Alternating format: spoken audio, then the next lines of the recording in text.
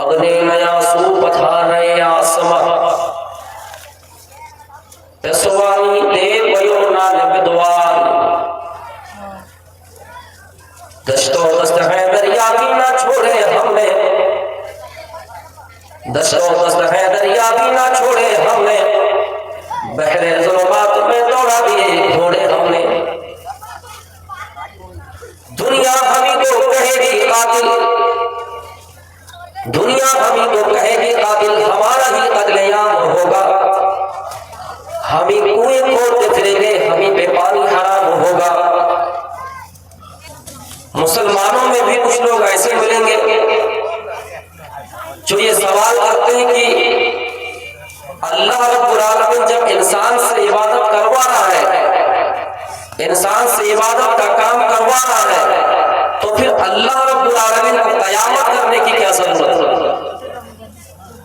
और जब अल्लाह रब्बुल आलमीन क़यामत करेगा और शैतान को भी जहन्नम में डालेगा तो शैतान को आग से क्या तकलीफ होगी जबकि जहन्नम में आग ही है।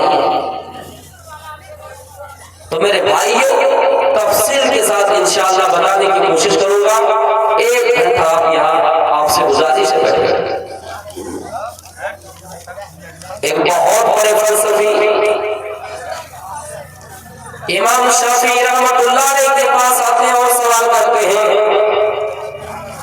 कि ये बताओ कि शैतान को अल्लाह ताला ने आग से पैदा किया क्योंकि शैतान जिन्नों में से है। फरिश्तों को अल्लाह ताला ने नूर से पैदा किया रोशनी से पैदा किया इंसान को मिट्टी से बनाया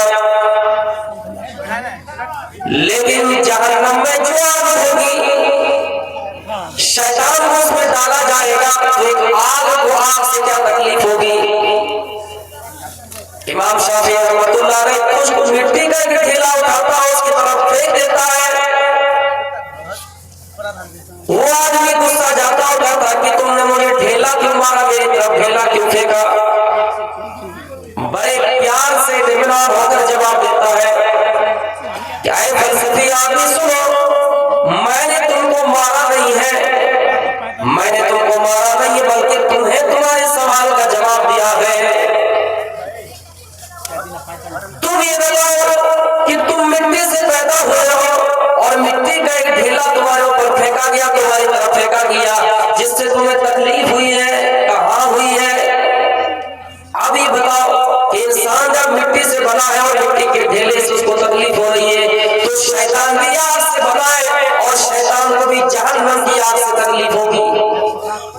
इसी तरह एक आदमी सवाल करता है अल्लाह रब्बुल आलमीन को क़यामत करने की क्या जरूरत है। दुनिया में हिसाब किताब ले लेता दुनिया में जो गलती करता उसको सजाएं दे देता उसकी तरफ भी ढीला उठाता मार दिया जाता है। वो आदमी थाने में जाकर शिकायत करते हैं मुकदमा करते हैं कि हमको बिला वजह ढीला मारा गया है।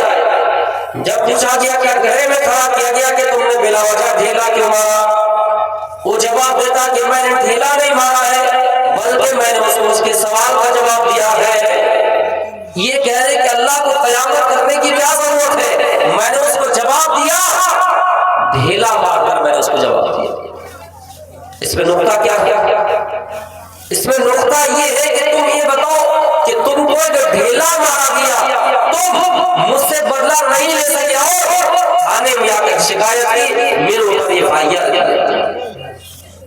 दुनिया में कोई इंसान किसी को कत्ल करता है अदालत अगर फैसला सुनाए तो उसको कत्ल के बदले कत्ल किया जाएगा लेकिन कोई 10 आदमी को अगर कत्ल करता है तो अदालत फिर मेरे भाइयों उस आदमी को एक बार कत्ल करके एक बार वो जब मर जाए दोबारा सजा नहीं कर सकती है और दोबारा उसको कत्ल नहीं कर सकती है। एक बार दुनिया में सजा मिल सकती है अगर दुनिया में किसी ने किसी को कत्ल किया है कत्ल के बदले कत्ल किया जा सकता है मेरे प्यारे साथियों लेकिन किसी ने अगर 10 आदमी को कत्ल किया है अदालत उसको एक ही बार सजा सुना सकती है 10 मरतबा कत्ल नहीं कर सकती। इसलिए फैसले का दिन अल्लाह रब्बुल आलमीन ने मुकर्रर किया है और वो दिन है क़यामत कि दुनिया में इंसान चाहे कुछ भी कर ले एक दिन मुकर्रर अल्लाह रब्बुल आलमीन ने किया है जहाँ इंसान को पूरी तरह से हिसाब देना है जहाँ इंसान को पूरी तरह से उनको हिसाब देना है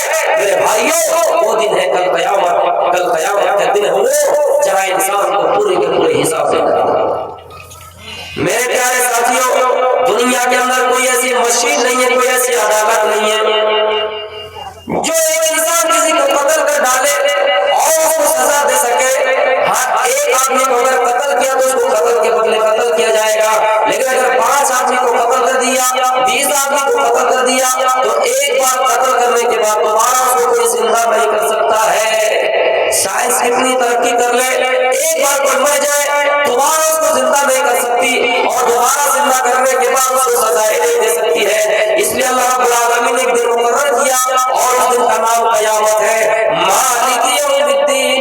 अल्लाह रब्बुल आलमीन क़यामत के दिन का मालिक है। हाँ, इतना कर सकता है कि कदर के बदले कदर, लेकिन आजकल कानून भी अल्लाह का, कानून अल्लाह है। हमने सुना था कि कानून का हाथ लंबा होता है, लेकिन हाथ लंबा जरूर है, लेकिन पहुंचता उन्हीं तक है जो कमजोर है, जो बेबस है, जो गरीब है, जो लाचार है, जिनके पास मेरे भाइयों मेजॉरिटी नहीं है, जो अक्सरियत नहीं है, उन्हीं के ऊपर कानून का हाथ पहुंचता है। आज देख लीजिए जेलों के सलाखों में सबसे ज्यादा आपको गरीब मिलेंगे, आपको सबसे ज्यादा आपको पिछड़े मिलेंगे, सबसे ज्यादा आपको माइनॉरिटी के लोग मिलेंगे। मेरे प्यारे साथियों, कानून का हाथ लंबा जरूर है, लेकिन पहुंचता गरीबों तक है, पहुंचता लाचारों तक है, पहुंचता बेबसों तक है। हाल ही में यूपी के अंदर जो बहराइच में हिंसा हुआ 1 साल पहले, सरफराज नामी एक आदमी के घर में राम गोपाल मिश्रा घुसता है अपनी टीम के साथ, अपने काफिले के साथ, और उसकी छतों में चढ़कर इस्लामी झंडा हटाकर वहां पर अपने मजहब का झंडा लहराता है, और सरफराज के परिवार को धमकी देता है। सरफराज अपनी जान की रक्षा करने के लिए, अपनी जान की हिफाजत करने के लिए मेरे भाइयों उसके ऊपर गोली चलाता है। कानून ने ये फैसला सुनाया, अदालत ने ये फैसला सुनाया कि सरफराज को फांसी की सजा होगी। कानून को हाथ में लेते हैं कि कानून का सम्मान करना चाहिए, कानून के ऊपर हम और आप नहीं है, सम्मान उसके फैसले की इज्जत करते, स्वागत करते हैं। लेकिन इतना कहना चाहूंगा कि गुजरात के अंदर मुंबई जयपुर जो एक्सप्रेस ट्रेन चल रही थी मेरे भाइयों, उसमें दिन दहाड़े एक चेतन सिंह नामी यात्री जाता है और 3 मुसलमानों का नाम पूछकर मेरे भाइयों उसके ऊपर गोली चला देता है। आज जेलों के सलाखों में वो जरूर है, लेकिन अदालत ने अभी तक फांसी की सजा नहीं सुनाई है। कहीं न कहीं ये दोहरी नीयत है मेरे भाइयों। इस दुनिया में कोई बच सकता है, लेकिन जो अपने रब को फॉलो करता है, ईश्वर को फॉलो करता है मेरे भाइयों, थोड़ी देर के लिए मैं उनको उनके ही मजहब के हिसाब से बता रहा हूँ। अगर मुसलमान ऐसा करता है तो अल्लाह के सामने उनको जवाब देना पड़ेगा। अगर कोई सनातनी करता है उनको राम के सामने जवाब देना पड़ेगा। कोई मजहब नफरत की तालीम और नफरत की बात नहीं पढ़ाता है। इसलिए मेरे भाइयों एक दिन होना तय है और वो दिन है कल क़यामत। लेकिन हाँ, हम क़यामत के ऊपर कैसे यकीन करेंगे? यहाँ तो बहुत से लोग ऐसे जिन्होंने अल्लाह के ऊपर भी यकीन नहीं किया है कि अल्लाह है या नहीं। मेरे भाइयों 20 दिसंबर को टिपिट हुआ मुफ्ती शमाइल नबी के अंदर और जावेद अख्तर के अंदर, उनके दरमियान एक बहस हुई कि ईश्वर मौजूद है या नहीं, कोई गॉड है या नहीं, जिसमें ये कही जा रही कि हाँ ये दुनिया यहाँ बन गई, कोई अल्लाह नहीं, कोई ईश्वर नहीं, कोई खुदा नहीं, कोई गॉड नहीं। आपको मिसालों से समझाना चाहूंगा, अगर दुनिया में कोई आखिरी इंसान ना होता, दुनिया में कोई अगर सबसे बड़ा भी ना होता, एक गोली चलाने वाला आदमी, अस्पताल पर गोली चलाने वाला आदमी जिनके हाथ में बंदूक है, अगर ऊपर वाले आदमी उसको हुक्म करे कि हाँ गोली चलाओ, वो आदमी जो उससे ऊपर सीनियर है उससे पूछेगा, जो सीनियर है वो अपने ऊपर से पूछेगा, वो उससे ऊपर में पूछेगा। अगर कोई आखिरी इंसान ऐसा ना हो जिसके पास फुल पावर है, जिसके पास पूरी ताकत है, जो मेन है, जो सुप्रीम कमांडर है, मेरे भाइयों अगर आखिरी इंसान ना होगा जिसके पास खुद की मेजॉरिटी है, खुद की ताकत है, मेरे भाइयों ऐसा ना हो, वो उससे पूछेगा, पूछता रहेगा, फिर मामला यहाँ तक आएगा कि गोली चलेगी ही नहीं। इसलिए मेरे भाइयों असल में यही कहते हैं कि कोई तो बड़ा आदमी होगा जो ये वादा कर सके जिसके ऊपर कोई नहीं हो, कैसे कि हाँ गोली चला दो, और वो आदमी गोली चलाएगा, फिर वो आदमी गोली चलाएगा। तो कोई तो है सुप्रीम कमांडर मेरे भाइयों जिसके हुक्म के बगैर दरख्तों का एक पत्ता भी नहीं हिलता है, यानी उसके ऊपर कोई नहीं है। ये दिमाग, अकली दिमाग मेरे भाइयों हमें और आपको यही यहाँ तक ले जाता है कि किसी को हमें और आपको सुप्रीम कमांडर मानना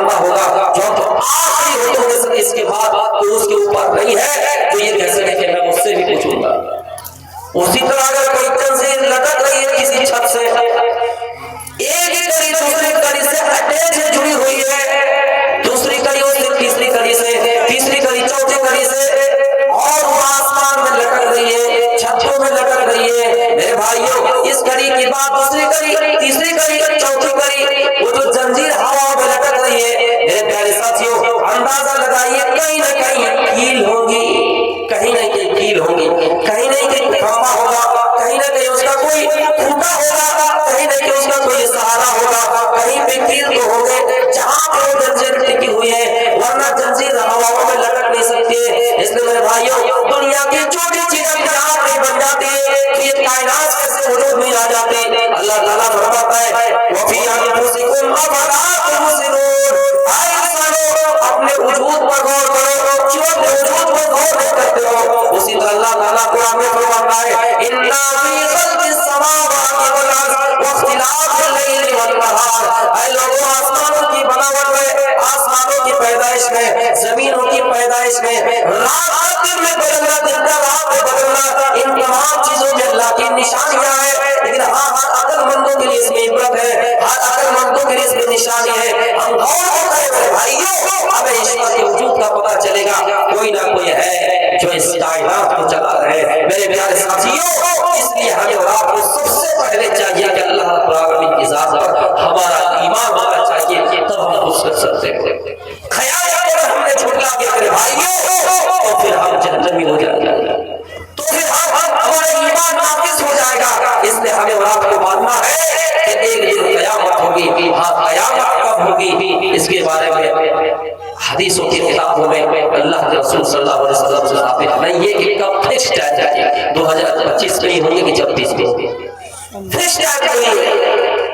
सहाबाए किराम आपस में तज़किरा कर रहे थे, आपस में जिक्र कर रहे थे कि क़यामत की होगी कैसे होगी, क़यामत किस तरह आएगी, क़यामत कैसी होगी, कब होगी। अल्लाह के रसूल सल्लल्लाहु अलैहि वसल्लम का गुज़र उन सहाबा के पास से हुआ हो गया था। इस हदीस के रावी है, आपने पूछा है मेरे सहाबा, तुम लोग किस चीज के बारे में बातें कर रहे थे, किस चीज के बारे में चर्चा कर रहे थे। आजकल हम हैं, अगर रास्ते में कहीं बैठकर बात कर रहे, खड़े होकर बात कर रहे, दीनी बातें हमारी ज़बान से नहीं निकल रही है, जन्नत की बातें हमारी ज़बान से नहीं निकल रही है। वो सहाबा थे जो क़यामत के बारे में सोचा करते थे, आपस में उनकी डिस्कशन चल रही थी, आपस में बहस मुबाहिसा कर रहे थे। फरमाया कौन, उन लोगों ने फरमाया नहनु नज़कुरुस्साअ, अल्लाह की नबी हम तो क़यामत के बारे में तज़किरा कर रहे थे, हम तो क़यामत के बारे में चर्चा कर रहे थे। आपने फरमाया मेरे सहाबा, क़यामत उस वक्त तक नहीं आएगी, क़यामत उस वक्त तक नहीं आएगी यहाँ तक कि तुम 10 बड़ी बड़ी निशानियां ना देख लो, हत्ता तराउन कब्रहा शराया, यहाँ तक कि क़यामत आने से पहले पहले तुम 10 बड़ी बड़ी निशानियां ना देख लो। उन 10 बड़ी बड़ी निशानियों में से एक निशानी ये भी है, अब दुखान धुआं जाहिर होगा। ये जो सूरज है मेरे भाइयों, ये पूरब से शुरू होता है, साइंस को पता नहीं कैसे शुरू होता है, लेकिन इन्होंने इतनी तरक्की नहीं कर सकी कि सूरज को पूरब के बजाय पश्चिम से शुरू कर सिखाए। लेकिन क़यामत आने से पहले क़यामत की अलामत, बड़ी अलामतों में से एक अलामत ये होगी कि सूरज पश्चिम से शुरू होगा। वनुज़ूल ईसा इब्न मरियम सल्लल्लाहु अलैहि वसल्लम, और ईसा इब्न मरियम जिसको जिंदा ज़मीन से उठा लिया गया, उन्हें भाई दुनिया में आएंगे। इस हदीस में ईसा अलैहिस्सलाम को सल्लल्लाहु अलैहि वसल्लम कहा गया है। मेरे प्यारे साथियों, इसी तरह दुनिया में 3 जगह से तीन जगह से जमीन धसा दी जाएंगे। खस्फुन बिल मशरिक़ी, मशरिक़ से पूरब की जगह से पूरब में, व खस्फुन बिल अरब, और खस्फुन बिल जज़ीरतिल अरब, और जज़ीरा अरब में एक जगह से।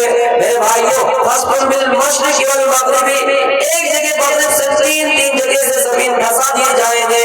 मेरे प्यारे साथियों, बड़ी बड़ी निशानियों में से एक निशानी ये भी है कि जमीन से कि जानवर निकलेगा, कि जानवर निकलेगा, वदाब्बतुन फिल अर्ज़, जमीन से कि जानवर निकलेगा जो इंसानों से बात कर सकेगा।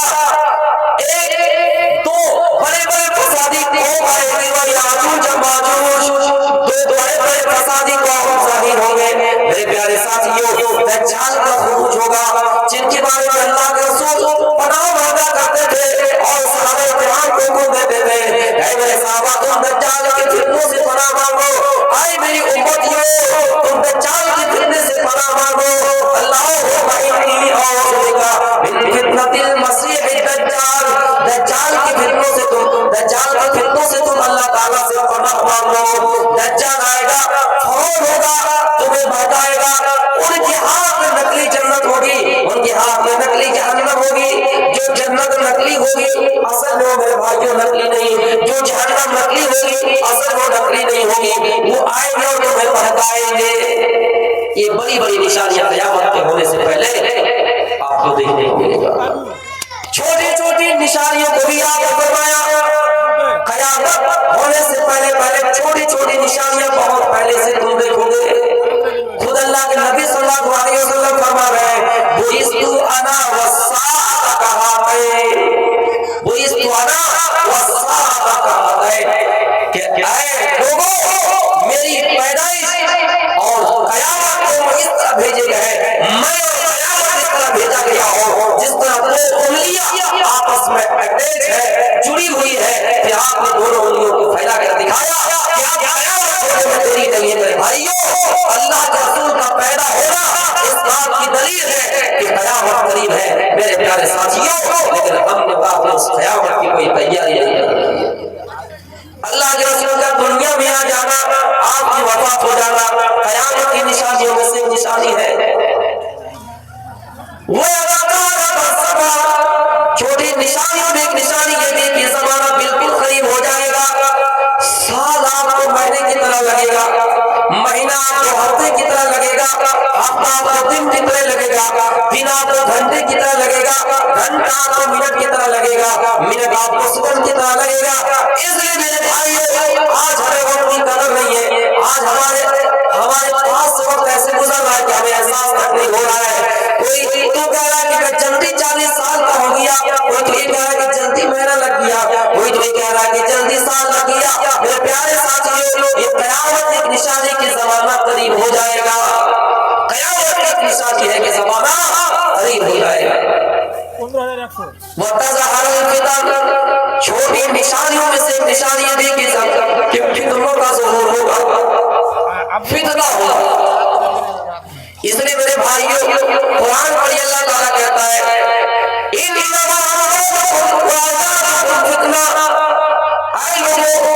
तुम्हारा माल भी तुम्हारे लिए फितना है, तुम्हारी औलाद भी तुम्हारे लिए फितना है। फितना का माना आज़माइश होता है। अल्लाह कभी माल देकर तुम्हें आज़माता है, अल्लाह कभी औलाद देकर तुम्हें आज़माता है। हमने तुम्हें औलादें दी, बताओ हमने उस औलाद को किस राह में लगाया, बताओ तुमने उस औलाद को किस राह में मेहनत करवाए, बताओ हमने उस औलाद को चोरी में क्यों नहीं लगाया, बताओ तुमने उस औलाद को कहाँ खर्च किया, कहाँ किस लाइन में तुमने लगाया। अल्लाह तुम्हें माफ देकर आज़माता है कि हमने तुम्हें भूखा रखा, हमने तुम्हें लंगर दुनिया में भेजा, तुम्हारे पास माल आया, तुम्हारे पास दौलत आई, बताओ तुमने उस दौलत का इस्तेमाल सही रास्ते पे किया या नहीं। फितनों का ज़हूर होगा, औरतों का फितना होगा, माल का फितना होगा, औलाद का फितना होगा, बीवी बच्चों का फितना होगा। मेरे प्यारे साथियों, इन तमाम फितनों को हमें रात को समझना होगा।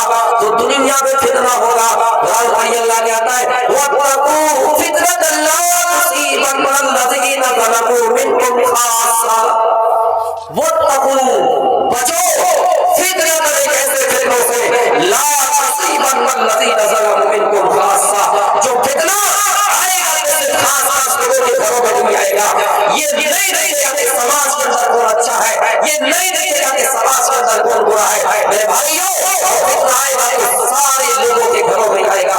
नमाजी, गैर नमाजी, रोजेदार, गैर रोजेदार, किसी के अंदर फर्क नहीं करेगा।